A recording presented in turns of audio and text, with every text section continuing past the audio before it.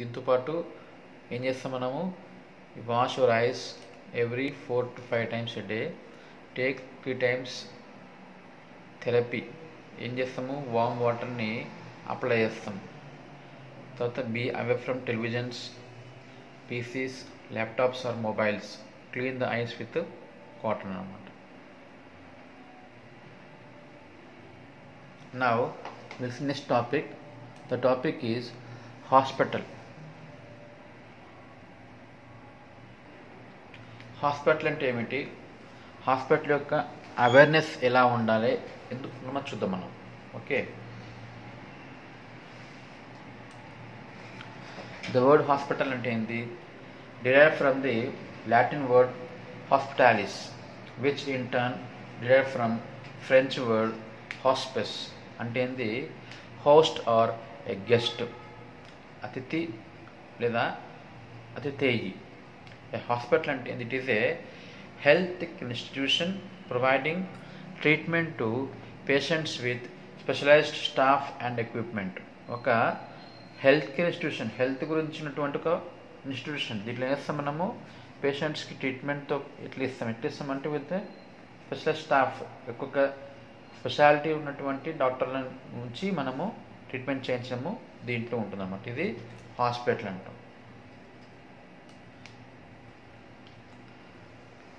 Hospitals are institutions which are mainly designed for care for sick, injured and well. So ఇది రోగం ఉన్నటువంటి వారికి, గాయమైనటువంటి వారికి మనము చికిత్స చేయడానికి ఉన్నటువంటి ఇన్స్టిట్యూషన్స్ అన్నమాట. So what is definition of hospital? It is an integral part of social and medical organization, the functions of which is to provide for the population. ఏం చేస్తాం ఇక్కడ, మెయిన్ ఫంక్షన్ ఇక్కడ complete health care, both curative and preventive. పూర్తిగా either cure చేస్తాం లేదా at least ఆ కండిషన్ని prevent చేయడానికి రాకుండా.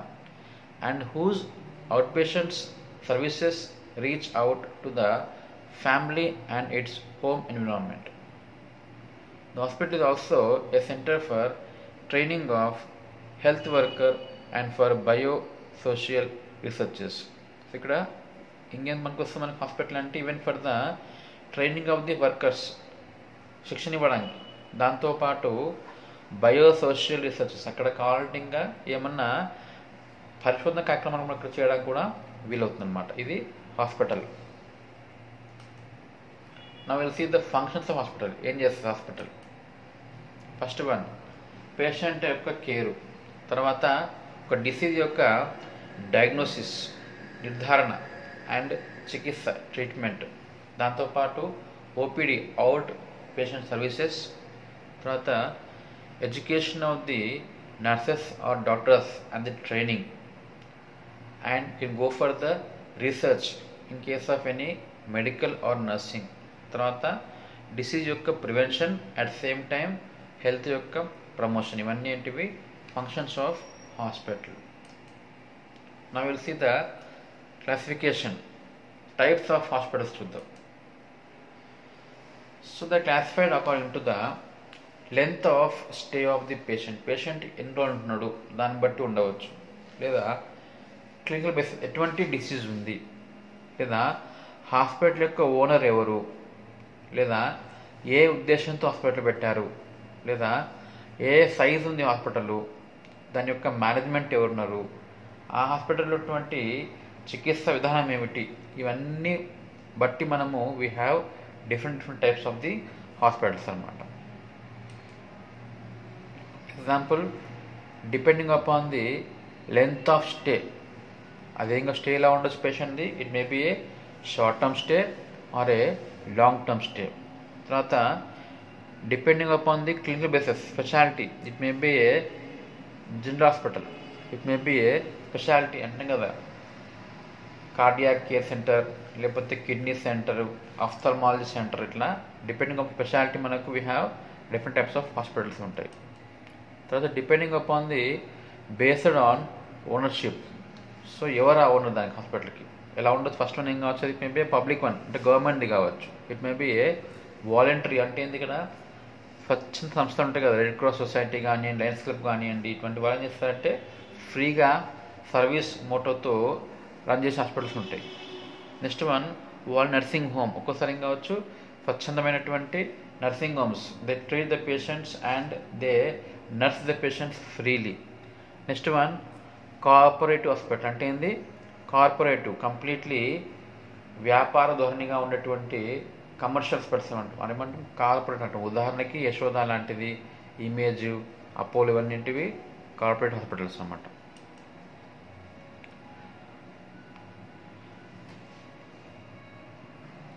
Now based upon the objectives, ఉద్దేశాలు,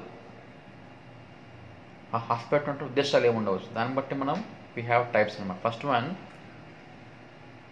టీచింగ్ కమ్ రీసెర్చ్. అక్కడ ఉదాహరణ మన దగ్గర ఎస్విఎస్ హాస్పిటల్ ఉంది. They teach the students as well as research programmes are being conducted. ఇంకా it may be a general one, it may be specialised one, it may be isolation అంటే ఏంది, దూరంగా పేషెంట్లను వచ్చి ట్రీట్ చేయడం. ఉదాహరణకి మనకి దగ్గరలో ఉన్న హాస్పిటల్ ఏది, ఐసోలేషన్ హాస్పిటల్ అంటే టీబీ హాస్పిటల్, క్షయవ్యాధి రాకుండా ఉంచుకోవడము, లేకపోతే లెప్రసీ హాస్పిటల్, ఇట్లా ఎన్నో రకరకాల ఐసోలేషన్ అవసరమైనటువంటి హాస్పిటల్స్ ఉంటాయి. నెక్స్ట్ బేస్డ్ అపాన్ సైజ్ని బట్టి it may be a teaching one, పెద్దగా ఉంటుంది. ఇట్ మే బి ఏ జిల్లా ఆసుపత్రి, it may be taluka, it may be a community health centre, లేకపోతే primary health centre. Depending upon size మనకి రకరకాల హాస్పిటల్స్ ఉంటాయి. నా డిపెండింగ్ అపాన్ ద మేనేజ్మెంట్ అంటే ఆ హాస్పిటల్ని who is managing, who is going to manage, administer, ఎవరు చేస్తారు. First one depending upon that one it may be a hospital governed or managed by union government, లేకపోతే by state government, లేకపోతే by autonomous అంటే ఎవరిపైన ఆధారపడకుండా, ఎవరి కంట్రోల్లో లేకుండా వారికి వారే నడిపేటువంటి హాస్పిటల్స్ ఏమంటాం మనము ఆటోనమస్ హాస్పిటల్స్ అంటాం. ఇంకేం కావచ్చు, it may be A private one, it may B voluntary, స్వచ్ఛందంగా ఉండేటివి. ఇవన్నీ కూడా depending upon management we have types.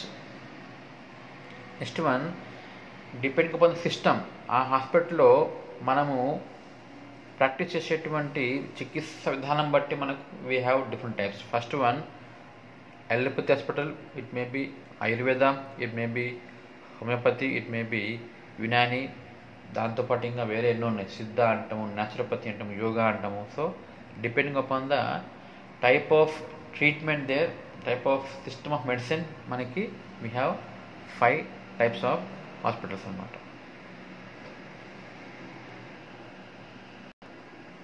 Now how is a hospital organised, ఎలా ఇది ఆర్గనైజ్ అవుతుంది.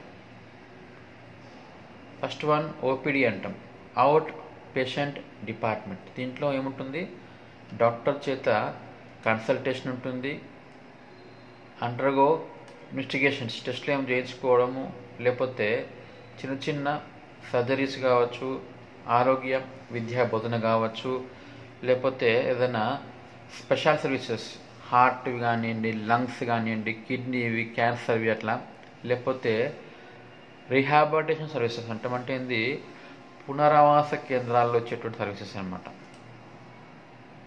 ఇంకేముండవచ్చు డిపెండింగ్ ఆన్ స్పెషాలిటీ అంటే it may be medical, it may be surgical, obstetrics and gynaecology, ophthalmology, ear, nose and throat, paediatrics, orthopaedics, cardiology, urology, neurology and psychiatry. ఇవన్నింటివి different types of out patient department.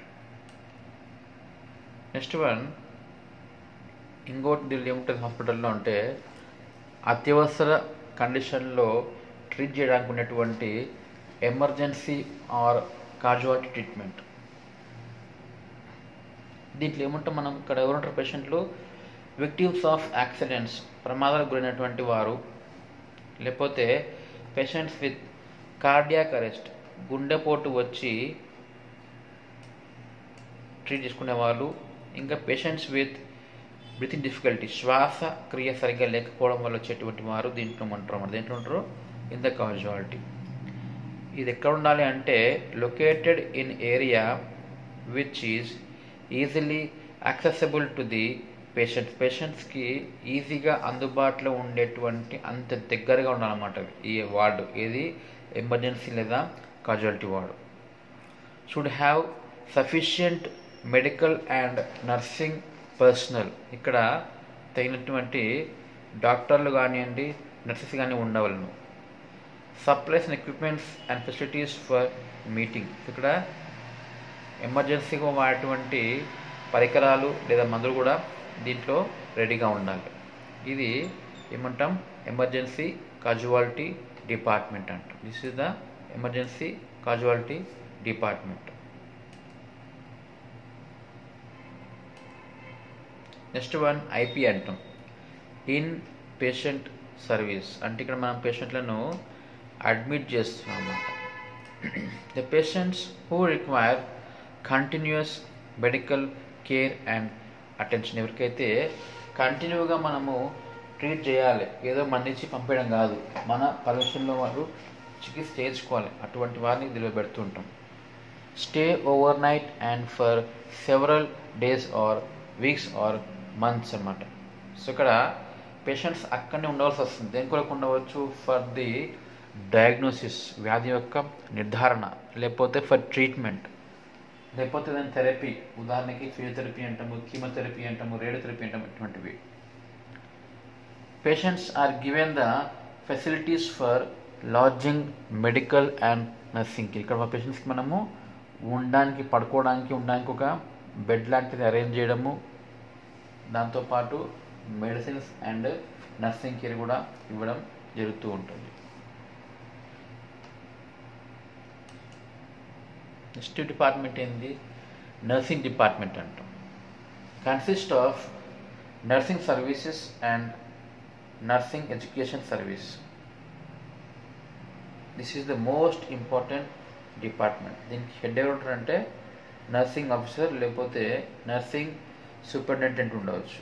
దీంట్లో ఇంకెవరు ఉంటారంటే nurses, assistant nursing superintendents, nursing supervisors, head nurses and staff nurses. All the nurses వీళ్ళందరికీ ఏం కావాలి? They should have necessary registration or license ఉండి వాళ్ళకి ఉంటే కరెక్ట్గా వాళ్ళు పనికొస్తారు అన్నమాట. So nursing education services. So nursing కొరకు ఉన్నటువంటి ఎడ్యుకేషన్స్ ఏముండవచ్చు? ANM, GNM, BSc nursing, post basic nursing, MS nursing ఇవన్నీ ఉంటాయి. ఇంకో డిపార్ట్మెంట్ ఏంది? Paramedical department. అంటే ఇక్కడ department which is going to make diagnostic tests అనమాట, ఎగ్జామినేషన్స్, పరీక్షలు చేస్తాం కదా, ఇన్వెస్టిగేషన్స్.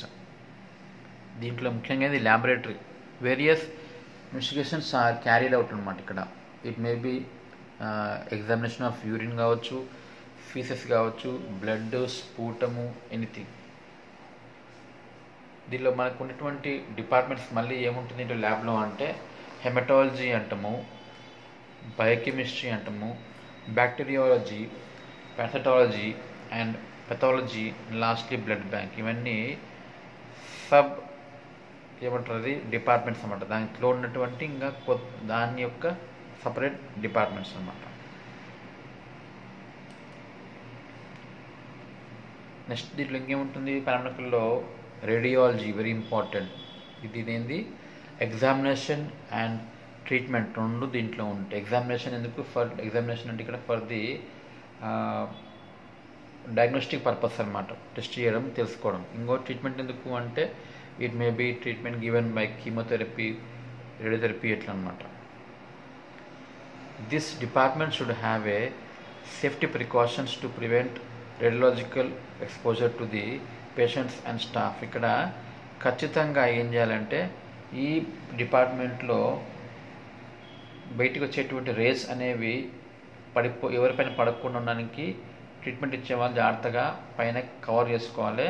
అదే టైంలో పేషెంట్ తప్ప మిగతా అందరినీ వెలుపలికి పంపించేయాలన్నమాట. ఎందుకు? To prevent the exposure to the rays, కిరణాల కొరకు.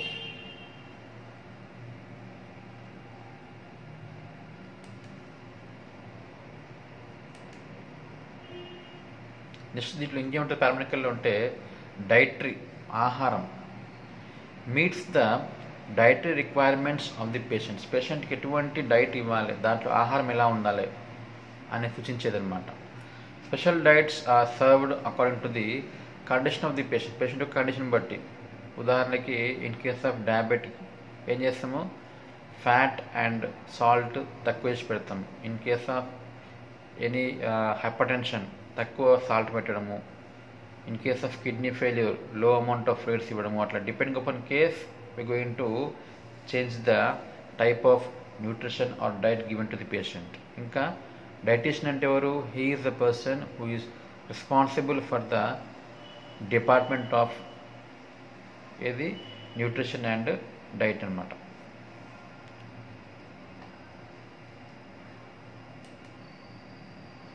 నెక్స్ట్ డిపార్ట్మెంట్ దీంట్లో ఏముంటుంది? ఫార్మసీ, మెడిసిన్స్ ఇచ్చేవారు. This department is responsible for storing and dispensing the medicines and IV fluids. మామూలుగా ఔషధాలను, మందుల్ని స్టోర్ చేసుకోవడానికి అట్ సేమ్ టైం పేషెంట్స్కి ఇవ్వడానికి ఉన్నటువంటి డిపార్ట్మెంట్ ఇది. We called as pharmacy department. మిగతా డిపార్ట్మెంట్స్ ఏమి ఉండవచ్చు? It may be administration and accounts, it may be house keeping అంటే పని మనుషులు ఉంటారు కదా క్లీన్ చేసేవాళ్ళు, it may be maintenance, it may be CSSD అనమాట. ఇదేంది సెంట్రల్ సప్లై స్టోరేజ్ డిపార్ట్మెంట్ అనమాట. లాస్ట్లో it may be having even the laundry department అనమాట. Okay, this is the hospital awareness programme.